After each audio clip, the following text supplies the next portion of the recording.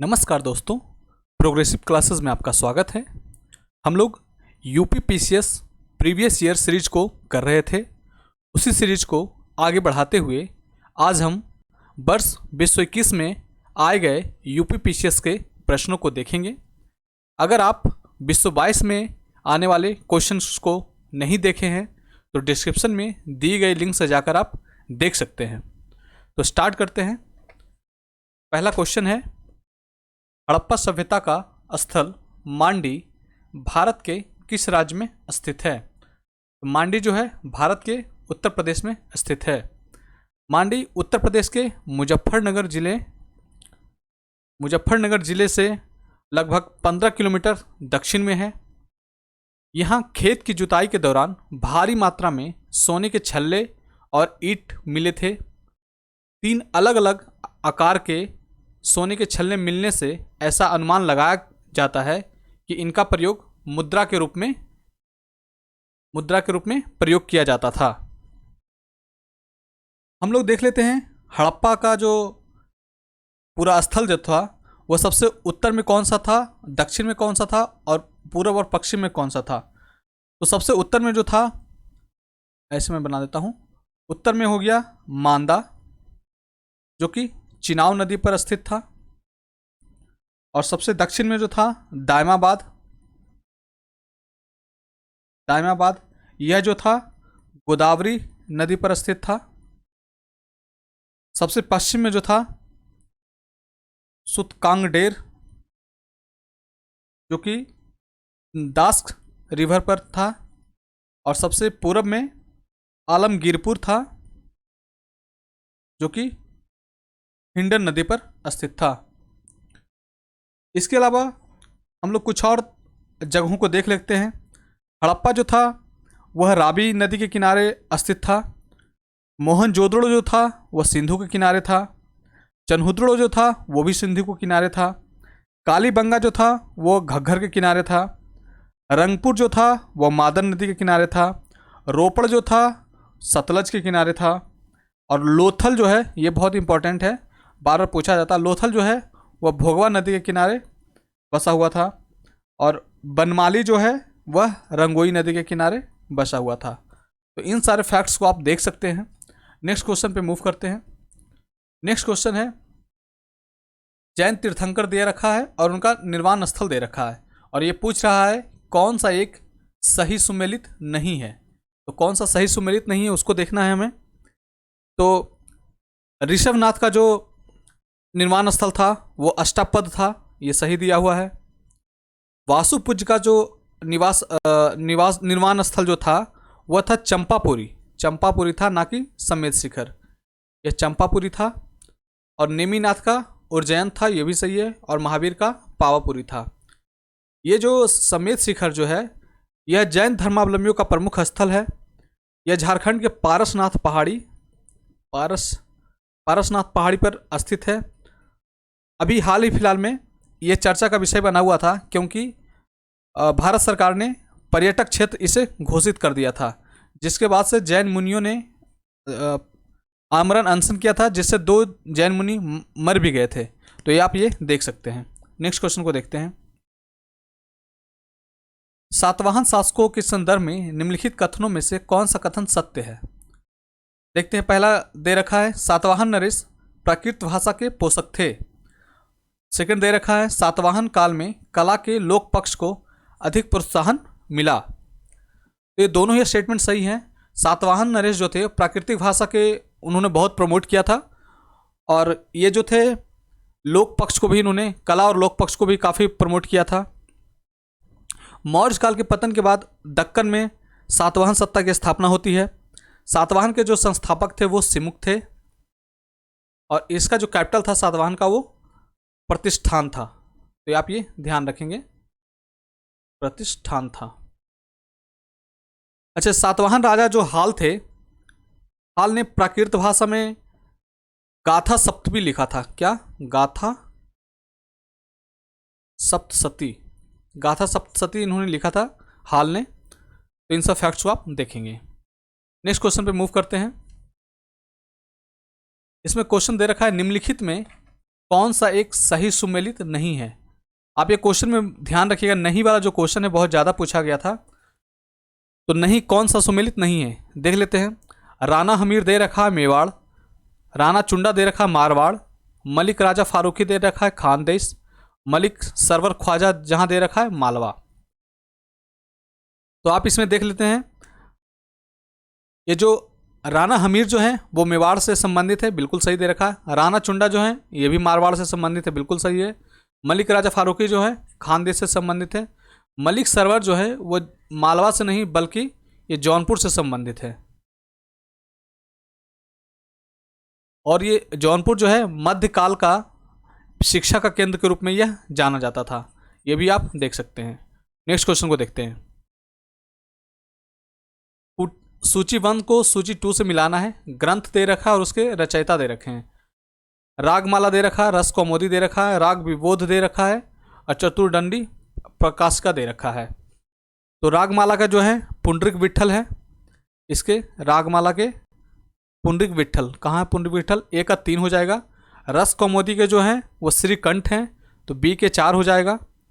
राग विबोध का है सोमनाथ और चतुर्दंडी प्रकाशिका का है वेंकट रमन। तो आप ये देख सकते हैं, एक इसके इस तरह ये ए का 3 हो जाएगा, बी का 4, सी का 1 और डी का 2। तो इस तरह आंसर जो है ए हो जाएगा। नेक्स्ट क्वेश्चन को देखते हैं। स्टेटमेंट और रीजन दे रखा है, हम लोग देखते हैं स्टेटमेंट क्या दे रखा है। मुगल साम्राज्य मूल रूप से एक सैनिक राज्य था और उसका कारण क्या दे रखा है, केंद्रीय शासन व्यवस्था के विकास की प्राण शक्ति उसकी सैनिक शक्ति पर निर्भर थी। तो दोनों ही स्टेटमेंट ये सही दिख रहे हैं और उसका ये क्वालिफाई भी इसको कर रहा है, तो इस तरह इसका आंसर ए हो जाएगा। ये मुगल शासक जो था पूरा जो था इसका केंद्रीय शक्ति जो था वो सैनिक शासन पर आधारित था और नियंत्रण एवं संतुलन का प्रभावी यहाँ पे समायोजन भी दिखा था। मनसबदारी व्यवस्था यहाँ पे बहुत ज़्यादा प्रसिद्ध था, जो कि अकबर ने लाया था मनसबदारी। और इस काल में जो मुगल काल में सैन्य प्रशासन का जो प्रमुख होता था वह मीर बख्शी होता था। तो ये क्वेश्चन पूछा जा सकता है कि मुगल प्रशासन में सैन्य प्रमुख कौन होता था, तो मीर बख्शी होता था। नेक्स्ट क्वेश्चन को देखते हैं। फवायदुल फवाद नामक पुस्तक शेख निजामुद्दीन औलिया की बातचीत का विवरण है, इसका संकलन किया था। तो इसका संकलन किसने किया था, तो इसका संकलन जो है अमीर हसन सिजीजी ने किया था, अमीर हसन सिजीजी। निजामुद्दीन औलिया जो हैं ये एक बहुत बड़े सूफी संत थे और इन्होंने दिल्ली सल्तनत के 7 सुल्तानों के साथ इन्होंने शासन काल में ये थे, तो ये काफ़ी इम्पोर्टेंट हो जाता है। और ये इनकी जो मौत हुई थी वह मोहम्मद बिन तुगलक के समय में हुई थी। तो ये सब फैक्ट्स को आप ध्यान रख सकते हैं। अच्छा हाँ, इनका देख लेते हैं कि निजामुद्दीन औलिया के जो प्रमुख शिष्य थे अमीर खुसरो थे, अमीर खुसरो थे। तो इन सब फैक्ट्स को आप देखेंगे। नेक्स्ट पे चलते हैं। राजा रंजीत सिंह ने किस स्थान पर अदालत ए आला की स्थापना की, तो रंजीत सिंह ने अदालत ए आला की स्थापना लाहौर में किया था। इन्होंने लाहौर में ही इन्होंने तोप निर्माण का कारखाना इन्होंने खोला था। रंजीत सिंह एक अस्थाई सेना रखे थे जिसका नाम था फौज ए आइन। तो इनके स्थाई सेना का नाम था फौज ए आइन। उस समय एशिया के दूसरे नंबर पे स्थान पे आता था इनका फौज सेना, इतना संगठित था कि एशिया में सेकंड स्थान पे आता था। और राजा रंजीत सिंह अमृतसर में स्थित हर मंदिर साहब को स्वर्ण मंदिर में परिवर्तित किया था। तो ये सब फैक्ट्स को भी आप देख सकते हैं। नेक्स्ट क्वेश्चन को देखते हैं। भारतीय इतिहास के संदर्भ में बाइकोम सत्याग्रह के संबंध में निम्नलिखित कथनों में कौन से सही है। पहला दे रखा है, यह अस्पृश्यता और जातिगत भेदभाव के विरुद्ध एक सत्याग्रह था। महात्मा गांधी ने इसे सत्याग्रह में भाग लिया था। तो दोनों ये स्टेटमेंट ये सही है। बाइकोम सत्याग्रह जो है 1924 में हुआ था, जो कि केरल के त्रावणकोर में चलाया गया था। और यह एक अस्पृश्यता और जातिगत भेदभाव के विरुद्ध था। इस आंदोलन के जो नेतृत्व करता थे वो टी.के. माधवन मेन रूप से थे, टी.के. माधवन। ये बहुत इंपॉर्टेंट हो जाता है, टी.के. माधवन। ये मैच ऑफ द फॉलोइंग में कई बार पूछ देता है कि बाइकॉम सत्याग्रह के लीडर कौन थे, तो टी.के. माधवन थे। इनके अलावा कुछ और भी थे, के केलप्पन थे, के.पी. केशव मेनन भी थे, और गांधी जी ने इसका समर्थन दिया था। और 1925 में गांधी जी 1925 में जो थे गांधी जी इस क्षेत्र का उन्होंने दौरा किया था। तो ये सब फैक्ट्स को आप देख सकते हैं। नेक्स्ट क्वेश्चन पे चलते हैं। निम्नलिखित में से किसने कभी भी भारतीय राष्ट्रीय कांग्रेस के किसी भी अधिवेशन की अध्यक्षता नहीं की? तो बाल गंगाधर तिलक जो थे वो कोई सा भी अधिवेशन, कांग्रेस के अधिवेशन में इन्होंने भाग नहीं लिया था। भारतीय राष्ट्रीय कांग्रेस की जो स्थापना हुई थी 28 दिसंबर 1885 को बंबई में हुई थी। और इसके स्थापना के बाद बहुत सारे अधिवेशन हुए, जैसे जिसका अध्यक्षता दादा भाई नौरोजी, गोपाल कृष्ण गोखले और महत्वपूर्ण नेताओं ने भी किया था। और इसमें बाल गंगाधर तिलक जो थे वो कभी भी कांग्रेस के अध्यक्ष नहीं रहे थे। नेक्स्ट क्वेश्चन को देखते हैं। निम्नलिखित में से 1926 में गठित नौजवान सभा का प्रारंभिक सदस्य कौन नहीं था? पहला तो आप ये देख लीजिए, नौजवान सभा जो था 1926 में बनाया गया था। अब इसके हम लोग देख लेते हैं कौन से सदस्य नहीं थे। तो नौजवान सभा के जो सदस्य नहीं थे, अंबिका चक्रवर्ती नहीं थे, भगत सिंह थे, यशपाल भी थे, छबील दास भी थे।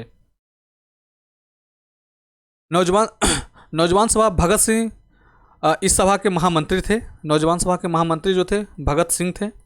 और भगवती चरण बोहरा जो थे, भगवती चरण बोहरा ये जो थे इसके महासचिव थे, जबकि महामंत्री जो थे भगत सिंह थे।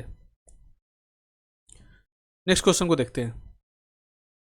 एशियाटिक सोसाइटी ऑफ बंगाल का संस्थापक कौन था?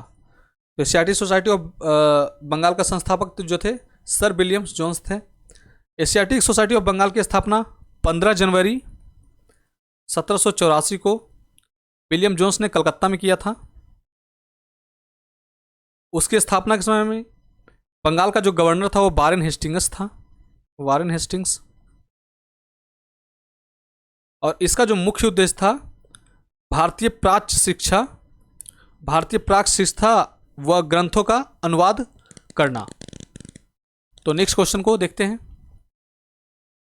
ब्रिटिश इंडिया के निम्नलिखित में से किस अधिनियम ने सामूहिक कार्यचालन के स्थान पर विभागीय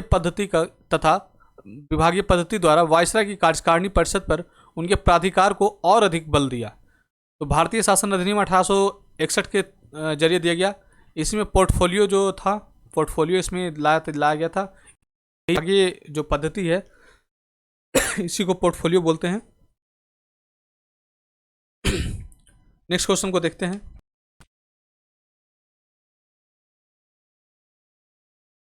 निम्नलिखित घटनाओं पर विचार कीजिए, उनको कालक्रमानुसार व्यवस्थित कीजिए। शारदा अधिनियम दे रखा, नेहरू रिपोर्ट दे रखा, साइमन कमीशन का गठन दे रखा और डांडी मार्च दे रखा है। तो इसको देख लेते हैं। साइमन कमीशन का जो गठन हुआ था सबसे पहले हुआ था नवंबर 1927 में हुआ था। फिर नेहरू रिपोर्ट आया था अगस्त 1928 में। फिर शारदा अधिनियम आया था। शारदा अधिनियम जो है 28 सितंबर 1929 को आया था। और फिर लास्ट में डांडी मार्च हुआ था जो कि 12 मार्च 1930 को किया गया था।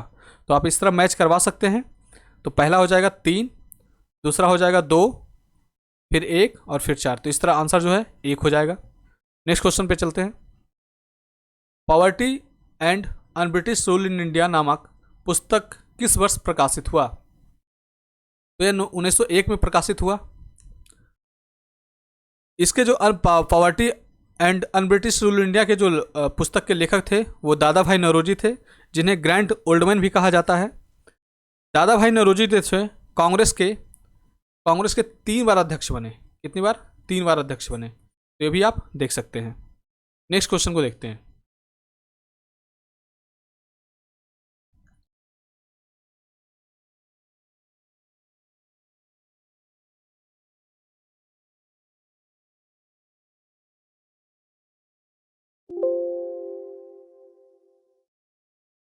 निम्न में से एक 1924 के कानपुर षड्यंत्र मामले में शामिल नहीं था। कौन सा इसमें शामिल नहीं थे? तो M.A. अंसारी जो थे वह कानपुर षड्यंत्र मामले में शामिल नहीं थे। 1920 के दशक में भारत में समाजवादी और मार्क्सवादी विचारधारा का उदय होता है तेजी से, जो कि रूसी क्रांति जो 1917 में हुआ था उससे काफ़ी प्रभावित था। 1924 के कानपुर षड्यंत्र का मामला भारत में कम्युनिस्टों के क्रांतिकारी गतिविधियों से संबंधित था। कानपुर षड्यंत्र में मोहम्मद अहमद, लिख देता हूँ मैं नाम, मोहम्मद अहमद, नालिनी गुप्ता, शौकत उस्मानी और S.A. डांगे,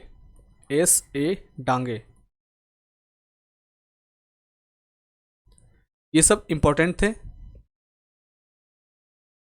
और ये सभी हिंसक क्रांति द्वारा ब्रिटिश भारत की संप्रभुता के प्रतीक राजा जो थे उसको पूरी तरह से वंचित करने की मांग कर रहे थे। तो नेक्स्ट क्वेश्चन को देखते हैं। उस विदेशी पत्रकार का नाम बताइए जिसने धरसना साल्ट वर्क्स पर सत्याग्रह के बारे में समाचार दिए थे। तो कौन थे? वो थे वेब मिलर थे।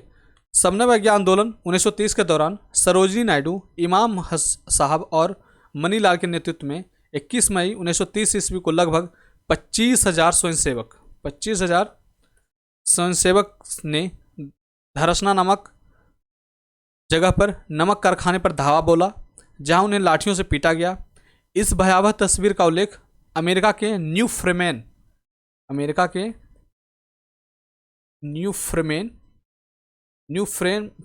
अखबार के पत्रकार वेब मिलर ने किया था।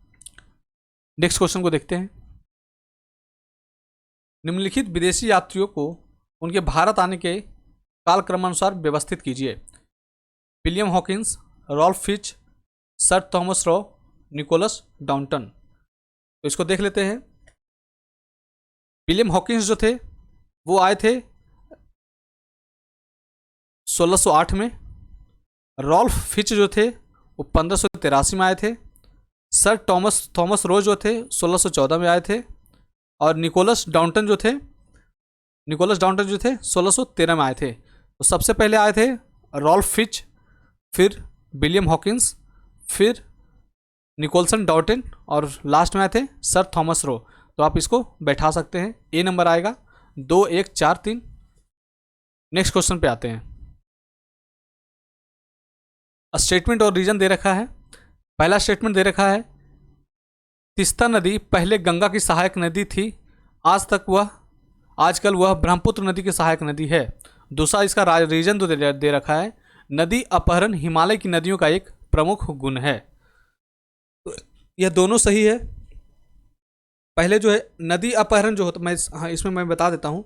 नदी अपहरण हिमालय की नदियों का एक प्रमुख गुण होता है। इसका सर्वोत्तम उदाहरण तीस्ता नदी है, जो पहले गंगा नदी की सहायक नदी थी, परंतु 1787 में आकस्मिक बाढ़ आई थी, बहुत तेज बाढ़ आई थी तीस्ता में, तो अपना मार्ग बदलकर ब्रह्मपुत्र नदी में मिल गई थी। फिर तब से ब्रह्मपुत्र नदी की सहायक नदी बन गई।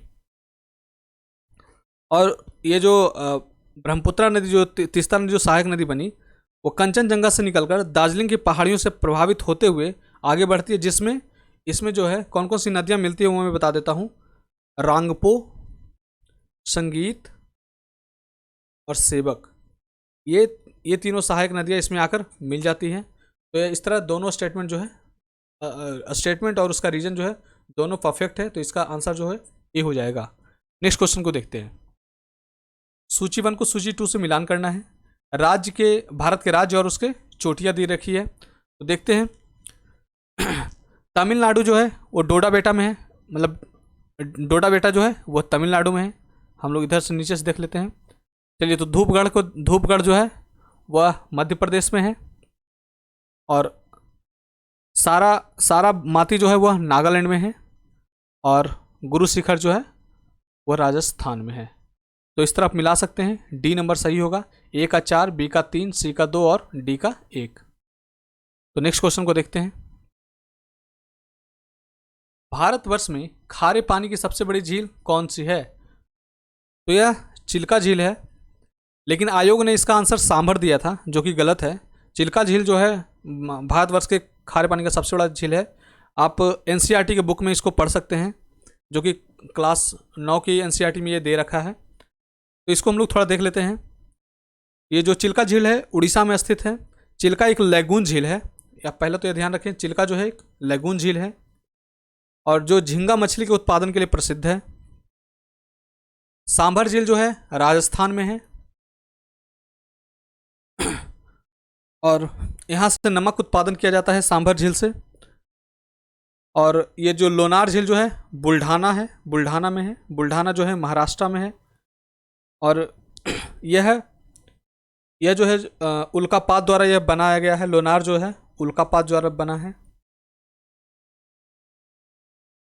वूलर झील जो है वह जम्मू कश्मीर में है और यह सब मीठे पानी की झील है।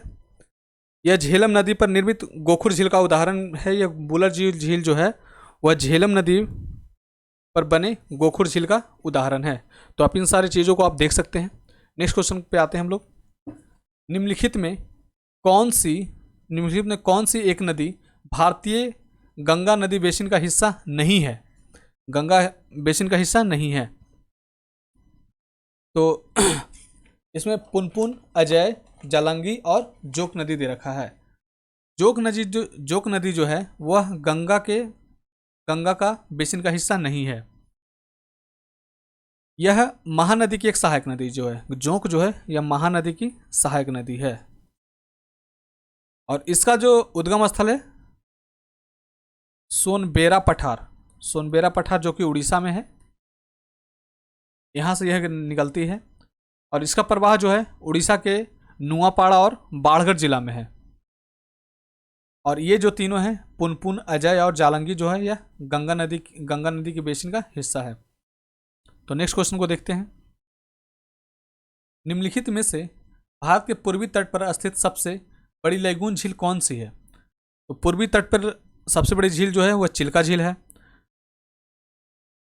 चिल्का झील को 1981 में रामसर साइट्स में इसको जोड़ा गया था। रामसर साइट्स में इसको 1981 में जोड़ा गया था। यह झील जो है उड़ीसा के 3 जिले पुरी, खुर्दा और गंजम, यह 3 जिलों में यह विस्तृत है। पुलिकट झील जो है वह जो है आंध्र प्रदेश और तमिलनाडु की सीमा पर है। आंध्र प्रदेश एंड तमिलनाडु की सीमा पर स्थित है और यह भी एक खारे पानी की झील है। जबकि कोलेरी जो है वह आंध्र प्रदेश से संबंधित है। यह आंध्र प्रदेश में है यह कोलोरू। और किलीवेली जो है इसका संबंध तमिलनाडु से है। किलीवेली कहाँ है? तमिलनाडु में। तो इन सारे फैक्ट्स को आप देखिए। नेक्स्ट क्वेश्चन पे आते हैं। निम्नलिखित में कौन सा सही सुमेलित नहीं है? देख लेते हैं कौन कौन सा सुमेलित नहीं है। हुंडरू जलप्रपात जो है स्वर्णरेखा नदी पे है, ये सही दे रखा है। चचाई जो है बीहड़ नदी पे है, ये भी सही है। धुआंधार जो है नर्मदा पे है, ये भी सही है।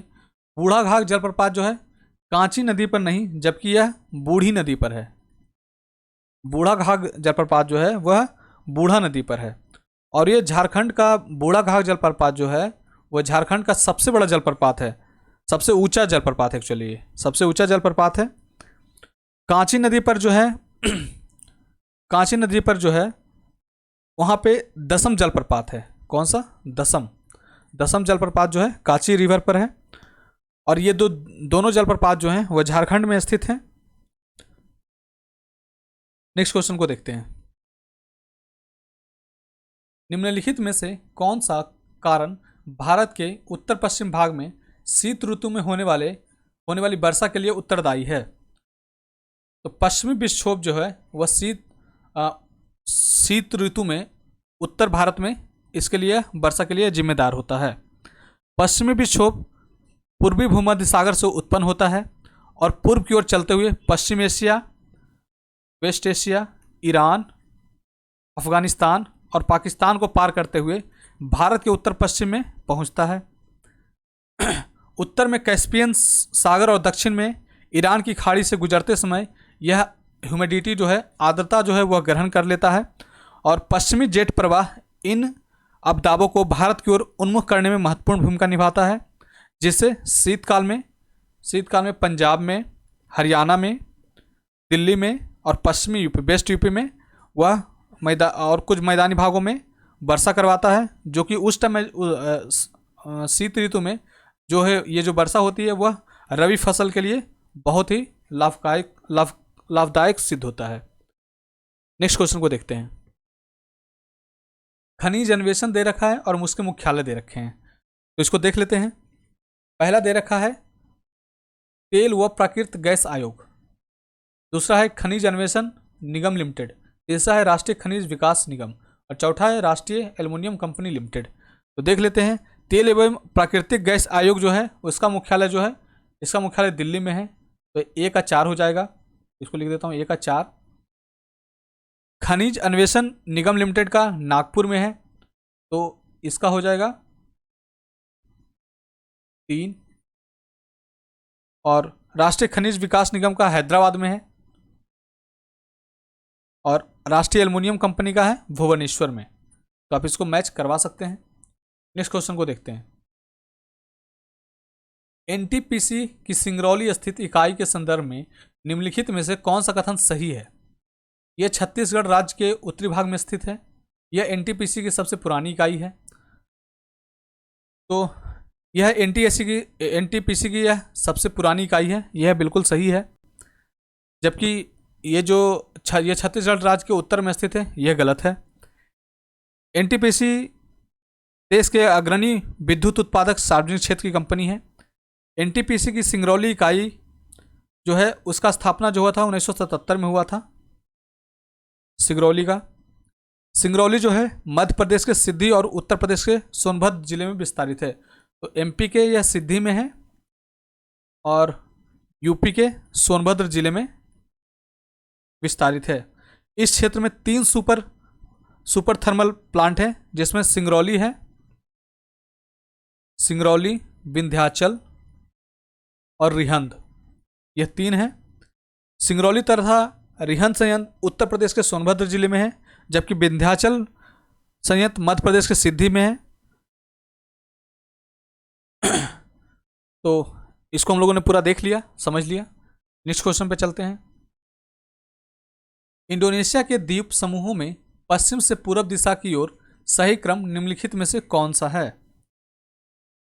तो सबसे जो पश्चिम में जो है वह है सुमात्रा,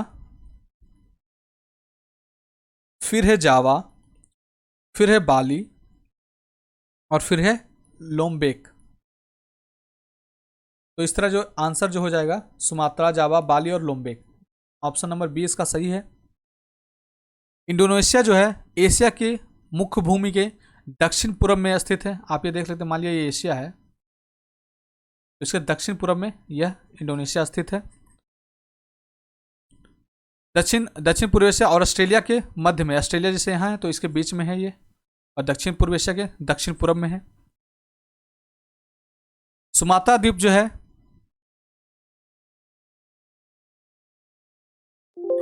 इंडोनेशिया को मसालों का देश कहा जाता है और इंडोनेशिया में जो है सिनकोना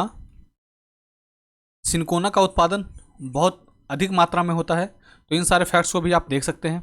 नेक्स्ट क्वेश्चन पे चलते हैं। निम्नलिखित में से कौन सा देश काला सागर के तट पर स्थित नहीं है? काला सागर पे कौन सा स्थित नहीं है? तो इसमें सीरिया है, सीरिया नहीं है इसमें, काला सागर पे सीरिया नहीं है। टर्की है, बुल्गारिया है और जॉर्जिया है। काला सागर के पश्चिम में बुल्गारिया, रोमानिया और उत्तर पूर्व में रूस और यूक्रेन और दक्षिण में तुर्की है। काला सागर के पूर्व में जॉर्जिया तथा काकेकस पर्वतमाला है।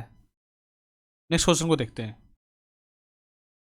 नोबी और कांतो मैदान निम्नलिखित में से किस देश में स्थित है? तो नोबी और कांतो मैदान जो है वह जापान में स्थित है। नोबी का मैदान होन्शु द्वीप पर है। नोबी का जो मैदान है वह होन्शु द्वीप पर है। यह तीसरा सघनतम जनसंख्या वाला क्षेत्र है। नागोया इस प्रदेश का बृहत्तम नगर है। नागोया, आपने नाम सुना होगा नागोया का। नोबी मैदान क्षेत्र में चावल और सब्जियों की कृषि होती है। कांतो मैदान होन्जी द्वीप के मध्य में स्थित है और टोक्यो शहर इसी मैदान पर स्थित है। टोक्यो जो है वह कांतो मैदान पर ही स्थित है। इसको आप देखें। नेक्स्ट क्वेश्चन पे चलते हैं। ज्वालामुखी पर्वत दे रखा और उससे संबंधित देश दे रखे हैं। राउंड रेनर जो है वह यूएसए में है। राउंड रेनर यूएसए में है। माउंट एटना इटली में है, इटली में। माउंट पेरिकुटीन जो है वह मैक्सिको में है और माउंट एपो जो है वह फिलीपींस में है। तो आप इससे मिला सकते हैं। बी नंबर इसका सही हो जाएगा। ए का 4, बी का 2, बी का 1, सी का 2 और डी का 3। नेक्स्ट क्वेश्चन पे चलते हैं। सोकोत्रा द्वीप के संदर्भ में निम्नलिखित में से कौन सा कथन सही है? यह ओमान का एक द्वीप है जो अरब सागर में स्थित है। इसे 2008 में यूनेस्को द्वारा विश्व प्राकृतिक विरासत स्थल के रूप में नामित किया गया था। तो ये स्टेटमेंट, सेकंड स्टेटमेंट जो वो सही है और फर्स्ट स्टेटमेंट गलत है। सोकोत्रा द्वीप जो है अरब सागर में अदन की खाड़ी के पास स्थित है। अरब सागर में अदन की खाड़ी के पास एक द्वीप है जिसका नाम है यमन। यमन का एक द्वीप है। यमन की राजधानी जो है साना है। अच्छा, ये जो सोकोत्रा द्वीप जो है वह जैव विविधता दृष्टि से संपन्न है। और यूनेस्को के बारे में थोड़ा सा देख लेते हैं हम लोग।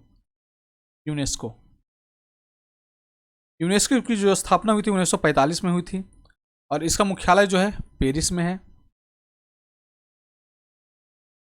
ये यूनेस्को जो है विरासत स्थल की सूची जारी करता है।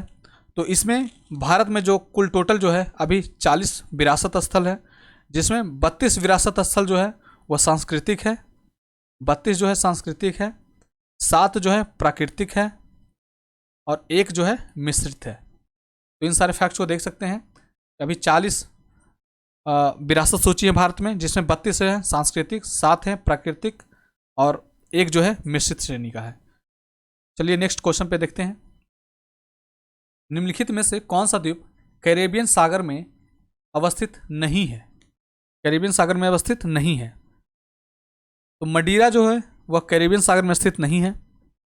मडीरा द्वीप जो है वह अटलांटिक में स्थित है। अटलांटिक महासागर में स्थित है, जो पुर्तगाल का एक क्षेत्र है। यह जो है यह पुर्तगाल का क्षेत्र है मडीरा।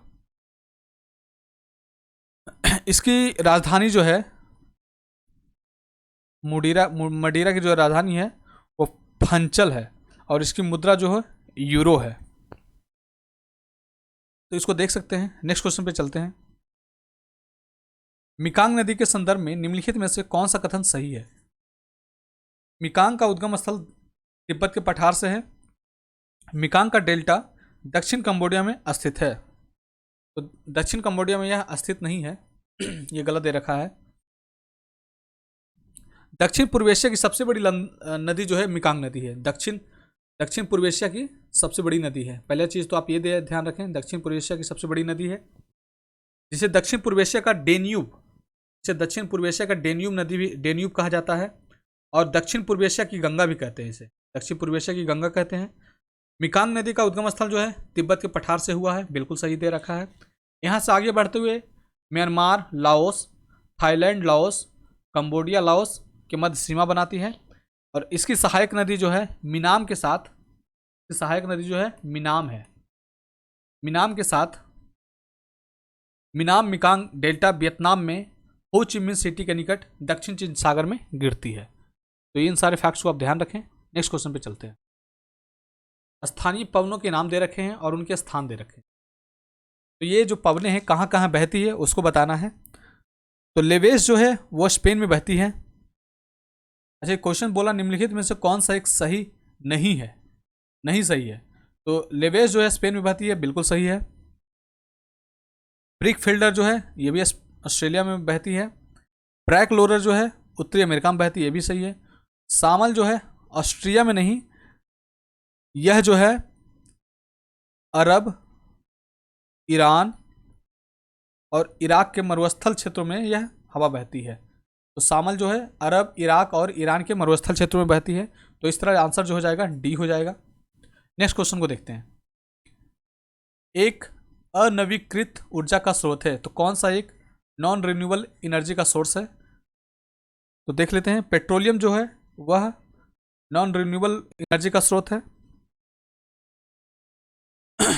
एक गैर नवीकरणीय ऊर्जा संसाधन वह संसाधन है जिसे मानव समय के साथ सार्थक ढंग से सतत आर्थिक निकासी के लिए एक पर्याप्त दर पर उसे नवीनीकृत नहीं कर पाएगा, मतलब रीयूज नहीं कर पाएगा उसे, मतलब एक टाइम के बाद वह समाप्त हो जाएगी। तो उसे बोलते हैं हम लोग, उसे हम लोग बोलते हैं गैर नवीकरणीय या अनवीकृत ऊर्जा। तो इसका एग्जाम्पल जो है, अनवीकृत ऊर्जा का जो एग्जाम्पल है, पेट्रोलियम हो गया, कोयला हो गया और प्राकृतिक गैस हो गया। तो ये सब जो है नॉन रिन्यूएबल सोर्स है। जबकि रिन्यूएबल सोर्स वो होते हैं जो वैसे संसाधन जो कभी ख़त्म नहीं होते हैं और पर्यावरण प्रदूषण से वह मुक्त होते हैं। तो जैसे कि कौन कौन सा है रिन्यूएबल एनर्जी में, कौन कौन सा है? सौर ऊर्जा हो जाता पहला, पवन ऊर्जा हो गया, ज्वारीय ऊर्जा हो गया और भूतापीय ऊर्जा हो गया। ये सब जो है रिन्यूएबल एनर्जी के सोर्सेस है। तो इन सारे को आप देखें। नेक्स्ट क्वेश्चन पे चलते हैं। निम्नलिखित में से कौन सा एक कोको का प्रमुख उत्पादक देश नहीं है? कोको का उत्पादक देश नहीं है। तो कोको का उत्पादक देश जो है लातविया नहीं है। कोको जो होता है मेन रूप से आइवरी कोस्ट, घाना, इंडोनेशिया, नाइजीरिया, इन सब देशों में पाया जाता है। कोको दो प्रकार का होता है, एक क्रीडलो होता है, ये इसे दक्षिण अमेरिका में बोला जाता है, और एक फोरेस्टा होता है, फोरेस्टो, ये अफ्रीका में होता है। ये जो कोको है मेनली, ये जो फोरेस्टो जो है ये सब में मिलता है अफ्रीका में, आइवरी कोस्ट, घाना, नाइजीरिया, इन सब देशों में। नेक्स्ट क्वेश्चन को देखते हैं। कौन सा सही सुमेलित नहीं है पूछ रहा है। जगह दे रखा है और ट्राइब्स दे रखे हैं, उसके जनजाति दे रखे हैं। तो अलास्का में देखते हैं, अलास्का में कोरियाक नहीं पाया जाता है। कोरियाक जो है यह पूर्वोत्तर साइबेरिया में पाया जाता है। ये कहाँ? पूर्वोत्तर साइबेरिया क्षेत्र में पाया जाता है। बोर्नियो में पुनान है, सही है। अरब मरुस्थल में रुबाला है, ये भी सही है। स्वीडन फिनलैंड में लैप्स है। तो इस तरह ये जो है यह मैच नहीं कर रहा है, तो यह ध्यान रखेंगे आप। तो नेक्स्ट क्वेश्चन को देखते हैं। जनगणना 2011 के अनुमानों के अनुसार भारत में निम्न में से कौन सा सर्वाधिक जनसंख्या वाला राज्य है? तो उत्तर प्रदेश जो है सर्वाधिक जनसंख्या वाला राज्य है 2011 के अनुसार। 2011 के अनुसार उत्तर प्रदेश की जो जनसंख्या है वह 19.98 करोड़ थी, जो कि कुल जनसंख्या का 16.51% था। महाराष्ट्र की जो जनसंख्या है वह 2011 की जनसंख्या के अनुसार 11.23 करोड़ थी। मध्य प्रदेश की जो जनसंख्या थी वह लगभग 8 करोड़ के आसपास थी, और बिहार की जो जनसंख्या है वह 11 करोड़ के आसपास थी। नेक्स्ट क्वेश्चन को देखते हैं। निम्न में से किस स्थान पर भारत में प्रथम नगर निगम स्थापित किया गया था? तो मद्रास नगर निगम को सर्वप्रथम स्थापित किया गया था। कंपनी ने 1600 ईस्वी के चार्टर अधिनियम के तहत इसके लिए मद्रास में प्रथम नगर निगम 1688 ईस्वी में बनाया था, जो कि 1600 के चार्टर से इन्होंने बनाया था। नेक्स्ट क्वेश्चन पे आते हैं। निम्नलिखित में से किसको नगरीकरण वक्र में त्वरित अवस्था कहा जाता है? तो द्वितीय अवस्था को नगरीकरण वक्र में त्वरित अवस्था कहा जाता है। नगरीकरण की द्वितीय अवस्था में शहरीकरण में बहुत तेजी से वृद्धि होती है, तथा आधारभूत जो कंस्ट्रक्शन अर्थव्यवस्था में निवेश की वृद्धि होती है, पूंजी की भी वृद्धि होती है, और परिवहन में वृद्धि के साथ साथ शहरी जनसंख्या में लगातार वृद्धि होती है। तो वह सेकेंड अवस्था को ही दर्शाता है। नेक्स्ट क्वेश्चन पे आते हैं। नेक्स्ट क्वेश्चन है, जन्म दर के संदर्भ में निम्नलिखित कथनों में से कौन सा सही है? नगरीकरण जन्म दर को कम करने में सहायक है। ऊंची साक्षरता दर का निम्न जन्म दर से सीधा संबंध होता है। तो दोनों ही कथन सही है। अगर नगरीकरण होने से क्या होता है कि शिक्षा जो होता है, शिक्षा में सुधार होता है, स्वास्थ्य की सुविधा बढ़ती है, तो ऐसे में जागरूकता बढ़ती है और जन्म दर कम हो जाता है। तो इस तरह ये दोनों ये सीधा संबंध है। तो नेक्स्ट क्वेश्चन पे चलते हैं। 2011 की जनसंख्या के अनुसार किस राज्य का जनसंख्या घनत्व सबसे कम है? तो सबसे कम जो जनसंख्या घनत्व है वह अरुणाचल प्रदेश का है, जो कि 17 किलोमीटर प्रति व्यक्ति है, 17 वर्ग किलोमीटर प्रति व्यक्ति है। मिजोरम का जो है वो है 52, और पश्चिम बंगाल का जो है, थोड़ी अब अपना आंसर तो निकल गया, 17 वर्ग किलोमीटर प्रति घंटा है, प्रति किलोमीटर है 17 व्यक्ति। नेक्स्ट क्वेश्चन को देखते हैं। निम्नलिखित में से कौन सा शब्द भारतीय संविधान की प्रस्तावना में उल्लेखित नहीं है? तो संघीय शब्द जो है वो भारतीय प्रस्तावना में उल्लेखित नहीं है। प्रस्तावना में समाजवादी, पंथनिरपेक्षता, संप्रभुता, लोकतंत्रात्मक गणराज्य इत्यादि का उल्लेख है, जबकि संघीय शब्द का उल्लेख नहीं है। प्रस्तावना में 3 प्रकार के न्याय की बात की गई है। सामाजिक न्याय में 3 प्रकार के न्याय, सामाजिक, आर्थिक और राजनीतिक न्याय की बात की गई है। और स्वतंत्रता, 5 प्रकार की स्वतंत्रता की बात की गई है, जिसमें विचार की स्वतंत्रता, अभिव्यक्ति की स्वतंत्रता, विश्वास की स्वतंत्रता, धर्म की स्वतंत्रता और उपासना की स्वतंत्रता। और हमारे भारतीय संविधान को जो है संविधान सभा द्वारा 26 नवंबर 1949 को अंगीकृत किया था। नेक्स्ट क्वेश्चन को देखते हैं। निम्नलिखित राज्यों के गठन पर विचार कीजिए तथा इन्हें कालक्रमानुसार व्यवस्थित कीजिए। तो कब कौन सा बना था उसको देख लेते हैं। तो गोवा का जो स्थापना हुआ था वह 30 मई 1987 को हुआ था। तेलंगाना की जो स्थापना हुआ था 2 जून 2014 को हुआ था। झारखंड की स्थापना जो हुआ था वह 15 नवंबर 2000 को हुआ था। और हरियाणा की स्थापना जो हुआ था 1 नवंबर 1966 को हुआ था। तो इनको आप देख लें। आपको कमेंट में बताना है कि मणिपुर की स्थापना कब हुई थी। नेक्स्ट क्वेश्चन को देखते हैं। भारतीय संविधान के अंतर्गत निम्नलिखित में से कौन सा मौलिक कर्तव्य नहीं है? मौलिक कर्तव्य कौन सा नहीं है? तो पहला ही नहीं है, आम चुनाव में मतदान। मौलिक कर्तव्य जो है स्वर्ण सिंह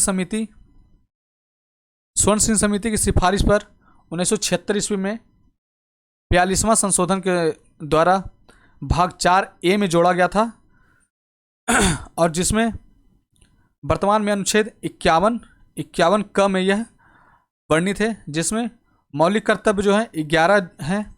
11वें मौलिक कर्तव्य के रूप में 2002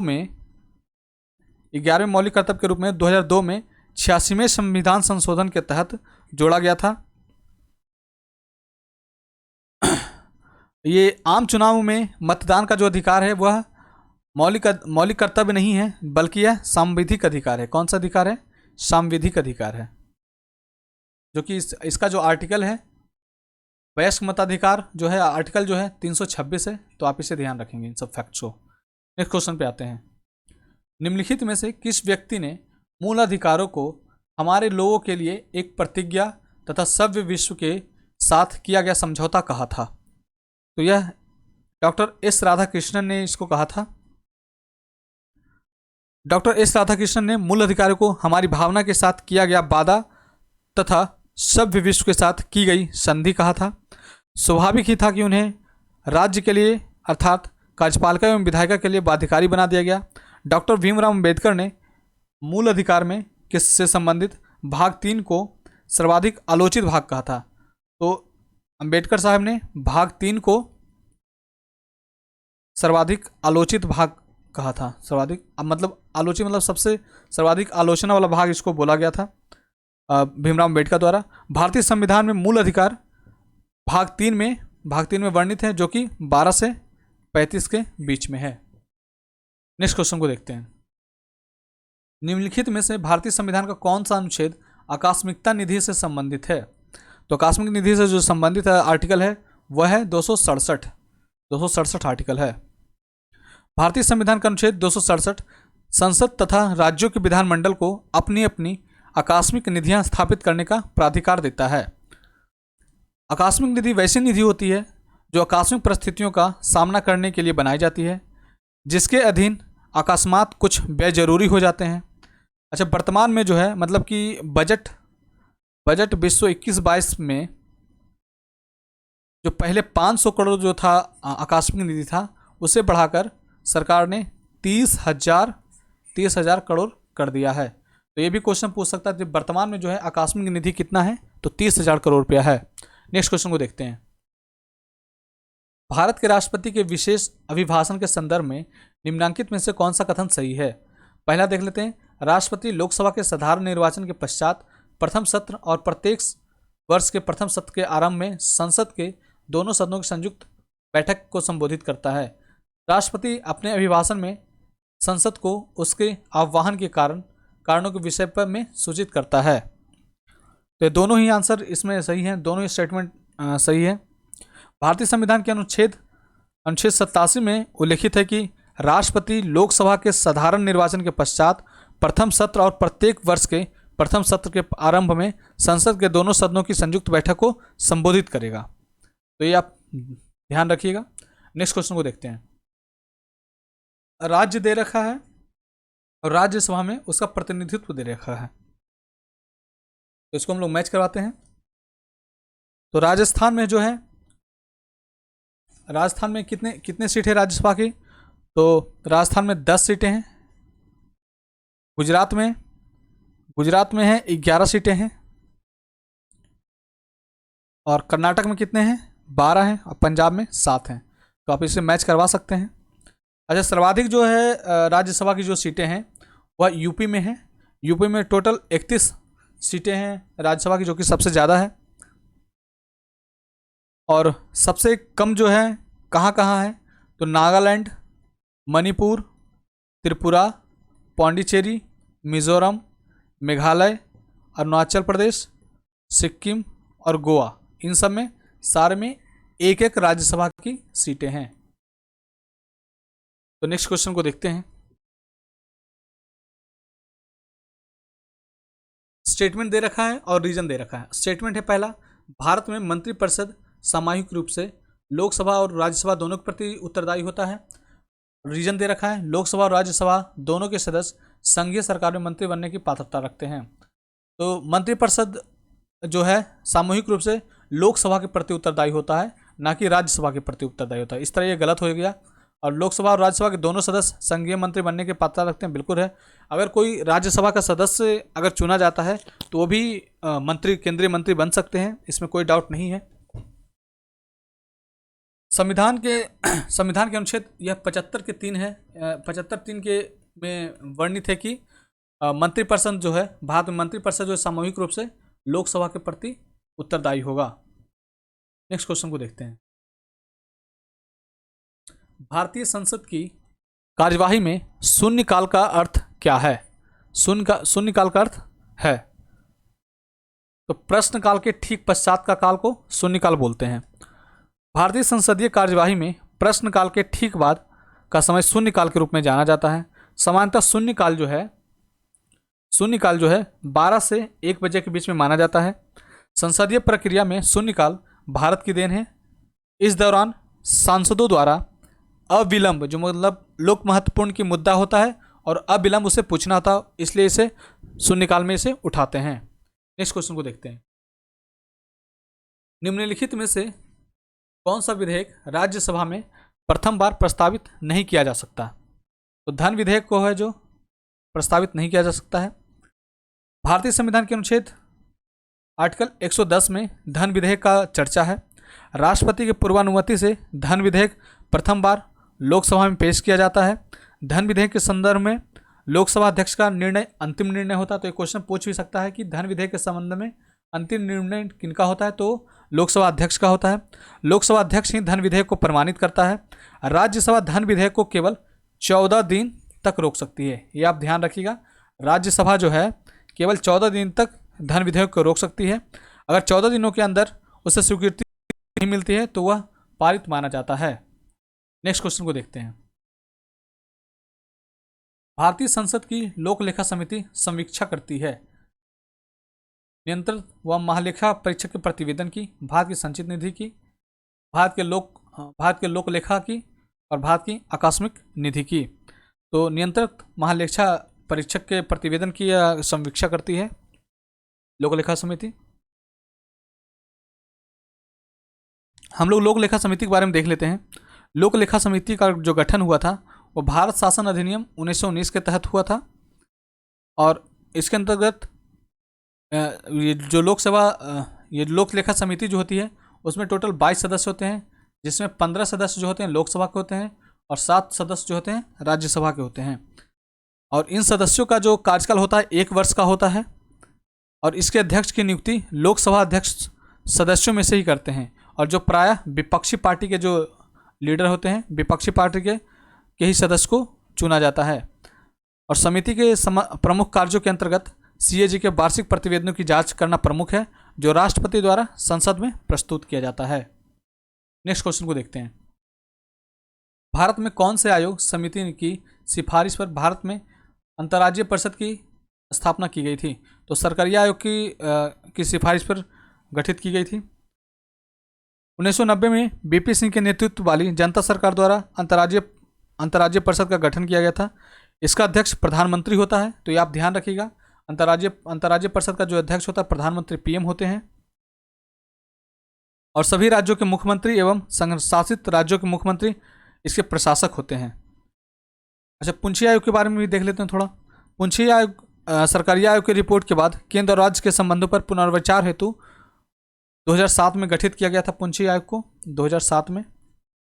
और राजमन्नार आयोग जो है वह 1969 में इसको गठित किया गया था। राजमन्नार को 1969 में गठित किया गया था, क्योंकि राज्यों को अधिक स्वायत्तता प्रदान करने के लिए दिया गया था। और कोठारी समिति जो है वह स्कूली शिक्षा में सुधार से संबंधित है। तो इन सबको मैंने बता दिया। नेक्स्ट क्वेश्चन पे चलते हैं।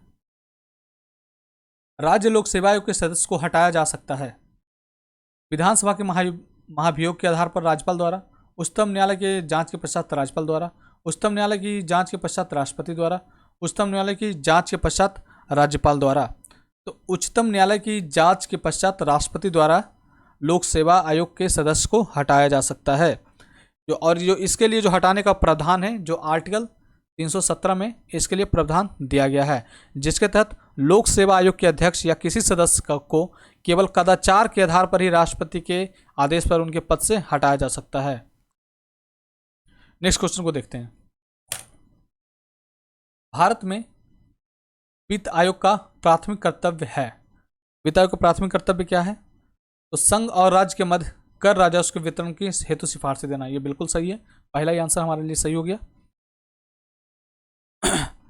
भारतीय संविधान के अनुच्छेद आर्टिकल 280 में राष्ट्रपति प्रत्येक 5 वर्ष के लिए वित्त आयोग का गठन करता है। वित्त आयोग का प्राथमिक कर्तव्य संघ और राज्यों के मध्य कर राजस्व के वितरण हेतु सिफारिश देना होता है। वित्त आयोग जो है वह एक संवैधानिक संस्था है। यह एक संवैधानिक संस्था है। प्रथम वित्त आयोग का जो गठन हुआ था वह 1951 में हुआ था, प्रथम वित्त आयोग का स्थापना। और उसके जो प्रथम अध्यक्ष जो थे वह केसी नियोगी थे। और वर्तमान में जो वित्त आयोग के जो अध्यक्ष हैं वो 15वें वित्त आयोग के जो अध्यक्ष हैं वह एनके सिंह हैं। तो इन सब चीज़ों को आप देख सकते हैं। नेक्स्ट क्वेश्चन पे चलते हैं। नीचे दिए गए तथ्यों को पर ध्यान दीजिए। भारत के प्रथम मुख्य निर्वाचन आयुक्त सुकुमार सेन थे। भारत की पहला मुख्य निर्वाचन आयुक्त रमा देवी थी। भारत के प्रथम मुख्य निर्वाचन आयुक्त जो थे वो सुकुमार सेन थे और पहली महिला चुनाव आयुक्त जो थी वो रमा देवी थी। दोनों ही स्टेटमेंट सही दे रखा है, तो सी हो जाएगा। 1 और 2 दोनों सही। अच्छा, इसके अलावा देख लेते हैं एस.वाई. कुरैशी जो हैं, एस.वाई. कुरैशी वो पहले प्रथम मुस्लिम मुख्य निर्वाचन आयुक्त रहे थे। अच्छा, भारतीय संविधान के अनुच्छेद 324 से 329 तक निर्वाचन आयोग के बारे में चर्चा किया गया है। और भारत में निर्वाचन आयोग एक अस्थायी और अर्धन्यायिक संवैधानिक निकाय है, तो इसे आप ध्यान रखेंगे। अच्छा, वर्तमान में जो निर्वाचन आयुक्त जो हैं वो कौन है? अरुण कुमार गोयल हैं, AK गोयल हैं। मैं लिख देता हूँ, AK गोयल।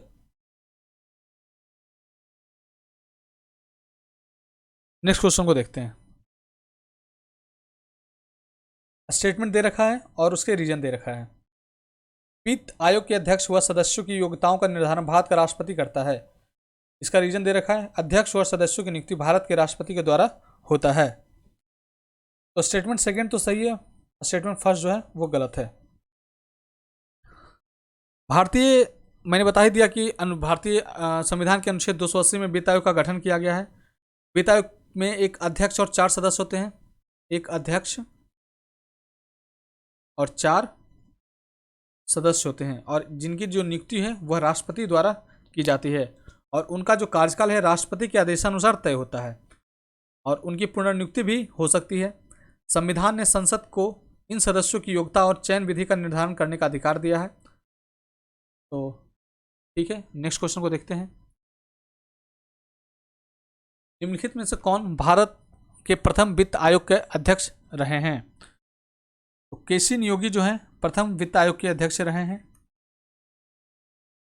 मैंने पहले बताया था कि 1951 में प्रथम वित्त आयोग की स्थापना हुई थी, जिसके केसी नियोगी थे, और वर्तमान में जो वित्त आयोग 15 के जो हैं NK सिंह हैं।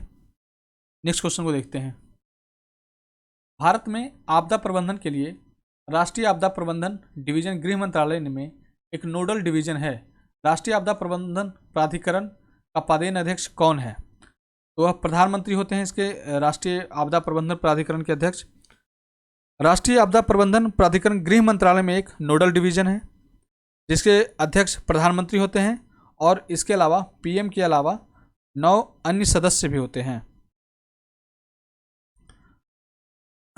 और इनके जो पदेन अध्यक्ष होते हैं उपाध्यक्ष नामित करता है, जिनका जो दर्जा होता है वह कैबिनेट मंत्री के स्तर के बराबर इनका दर्जा होता है। और NDMA जो है ये नेशनल डिजास्टर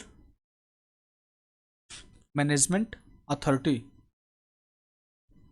तो NDMA का जो गठन होता है इसमें 3 तरीका से आप देख सकते हैं।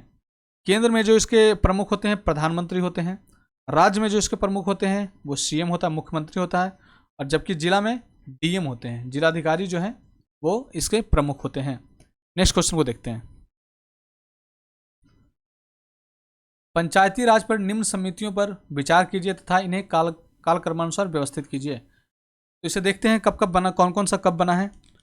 तो अशोक मेहता जो है 1977 में बनाया गया था।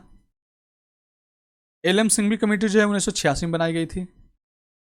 BR मेहता जो है 1956 में बनाया गया था, सबसे पहले बनाया गया था। और VK राव कमेटी जो है 1985 में बनाया गया था। तो आप ये मिलान कर सकते हैं। पहला जो है BR मेहता हो गया, फिर हो गए अशोक मेहता, फिर हो गए GKV राव, और फिर हो गए LM सिंघवी कमेटी। तो B आंसर हो जाएगा इसका 3, 1, 4, 2। 73वां इसमें मैं बता देता हूँ। 73वें संविधान संशोधन 1992 द्वारा पंचायती राज व्यवस्था को संवैधानिक दर्जा प्राप्त हुआ। अनुच्छेद 243 के ख भारत में त्रिस्तरीय पंचायती राज व्यवस्था का प्रावधान करता है, जिसमें प्रत्येक राज्य में ग्राम स्तर पर ग्राम पंचायत, मध्यवर्ती स्तर पर क्षेत्र पंचायत और जिला स्तर पर जिला पंचायत के गठन का प्रावधान करता है। नेक्स्ट क्वेश्चन को देखते हैं। निम्नलिखित में से कौन सा संविधान संशोधन अधिनियम GST यानी वस्तु एवं सेवा कर नियमों के कार्यान्वयन के लिए आवश्यक प्रावधान करता है? तो संविधान संशोधन 101 जो है इसी के बाद GST का निर्माण हुआ था। GST 2017 में 101वां संशोधन से पारित हुआ था, फिर इसे बनाया गया था। GST जो है एक अप्रत्यक्ष कर है, यह एक अप्रत्यक्ष कर है। और 102वां संविधान संशोधन जो है इसके तहत पिछड़ा वर्ग आयोग का गठन किया गया था। और 103वां जो है संविधान संशोधन वो EWS बनाया गया था, जिसमें आर्थिक रूप से कमजोर वर्गों के लिए 10% का आरक्षण दिया गया था। और 104वां संविधान संशोधन जो है 2019 में पारित किया गया था। इसमें लोकसभा और विधानसभा में SC और ST के आरक्षण की अवधि को 10 वर्ष के लिए और बढ़ा दिया गया है। तो 104 ये देख सकते हैं। तो नेक्स्ट क्वेश्चन को देखते हैं। कौन सा संविधान संशोधन अधिनियम द्वारा मतदान की आयु को 21 वर्ष से घटाकर 18 वर्ष कर दिया गया है? तो 61वां संविधान संशोधन जो है इसके तहत ये किया गया है। 61वां संविधान संशोधन जो है 1988 में आया था, जिससे न्यूनतम आयु 21 से 18 वर्ष कर दिया गया था। और इसका जो है आर्टिकल जो है 326 से मैंने पहले ही बताया था कि वयस्क मताधिकार जो है आर्टिकल 326 में दिया गया है। 66वां संविधान संशोधन को देख लेते हैं। 66वां संविधान संशोधन जो है वह 1990 में हुआ था। इसके द्वारा 9वीं अनुसूची में राज्यों के 55 भू सुधार अधिनियम इसमें शामिल किए गए थे।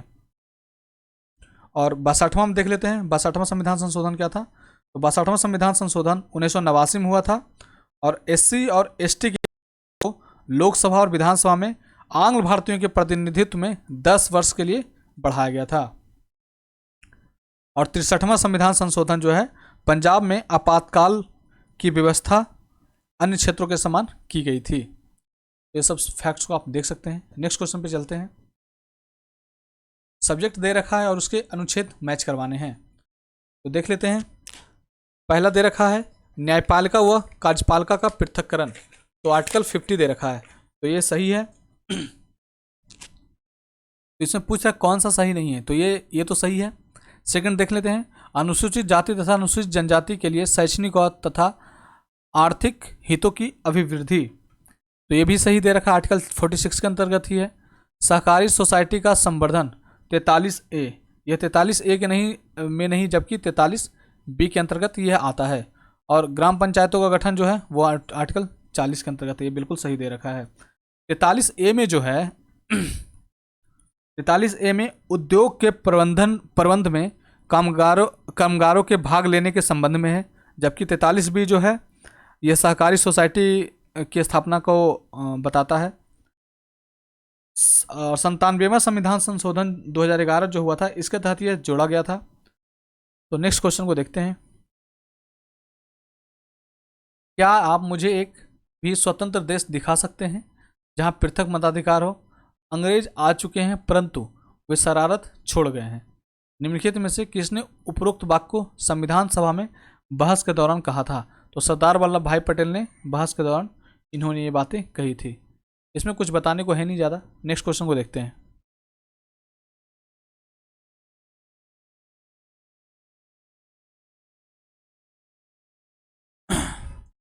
ये बोल रहा है कि कब कौन कौन सा अरेंज करने के लिए बोल रहा है कि कब बना था। तो गोलकनाथ बनाम जो है पंजाब जो है 1967 में बनाया गया था। केशवानंद भारती जो है 1973 में बनाया गया था। और 24वां संविधान संशोधन जो आया था वह 1971 में आया था। और 42वां संविधान संशोधन 1976 में आया। तो इसे आप सीरियल वाइज सजा सकते हैं। नेक्स्ट क्वेश्चन को देखते हैं। प्रावधान और स्रोत, मौलिक अधिकार कहाँ से लिए गए हैं? तो इसमें बोल रहा है कि कौन सा सम्मिलित नहीं है। तो मौलिक अधिकार जो है अमेरिका से लिए गए हैं, बिल्कुल सही है। नीति निर्देशक तत्व यानी DPSP आयरलैंड से लिए गए, ये भी सही है। केंद्र की अपशिष्ट शक्तियाँ ऑस्ट्रेलिया से नहीं बल्कि यह कनाडा से लिया गया है। और आपातकालीन शक्तियाँ जर्मनी से ली गई है, बिल्कुल सही है। आपको बताना है कमेंट में कि मूल कर्तव्य जो है वो कहाँ से लिया गया है। नेक्स्ट क्वेश्चन पे चलते हैं। निम्नलिखित में से कौन सा आर्थिक विकास का प्रमुख कारक नहीं है? आर्थिक विकास का प्रमुख कारण नहीं है। तो पूंजी का संचय एवं तकनीक सुधार है। जनसंख्या में परिवर्तन भी है, क्योंकि अगर डेमोग्राफिक चेंज होगा तो पॉजिटिव विकास करेगा देश। विशेषीकृत क्रिया गतिविधियों में श्रम विभाजन, ये भी है। तकनीकविद और नौकरशाह, ये इससे कोई देश को फ़ायदा मतलब आर्थिक रूप से फ़ायदा नहीं होता है, वो रेवेन्यू जनरेट नहीं करते हैं, तो इसलिए यह सही नहीं होगा। नेक्स्ट क्वेश्चन को चलते हैं। भारत में थोक मूल्य सूचकांक यानी WPI के आंकड़े निम्नलिखित में से कौन सा संस्थान या कार्यालय जारी करता है? तो वाणिज्य और उद्योग मंत्रालय इसे जारी करता है। थोक मूल्य सूचकांक के आंकड़े वाणिज्य और उद्योग मंत्रालय के आर्थिक सलाहकार कार्यालय द्वारा जारी किए जाते हैं। और थोक मूल्य सूचकांक के आंकड़े प्रतिमाह 14 तारीख को संकलित किए जाते हैं। और इसका जो आधार वर्ष है, थोक मूल्य सूचकांक का आधार वर्ष जो है वह 2011-12 है। नेक्स्ट क्वेश्चन को देखते हैं। शीर्षक मुद्रास्फीति टोकरी में सभी वस्तुओं के मूल्य में परिवर्तन को संदर्भित करती है। शीर्षक मुद्रास्फीति का मापन किस आधार पर किया जाता है? तो इसका मापन जो है सामूहिक उपभोक्ता मूल्य सूचकांक पर किया जाता है। शीर्षक मुद्रास्फीति का मापन सामूहिक उपभोक्ता मूल्य सूचकांक के आधार पर किया जाता है। उपभोक्ता मूल्य सूचकांक चयनित वस्तुओं और सेवाओं के खुदरा मूल्यों के स्तर पर समय के साथ बदलाव को मापता है, जिस पर एक परिभाषित समूह के उपभोक्ता अपनी आय खर्च करते हैं। सीपीआई का जो आधार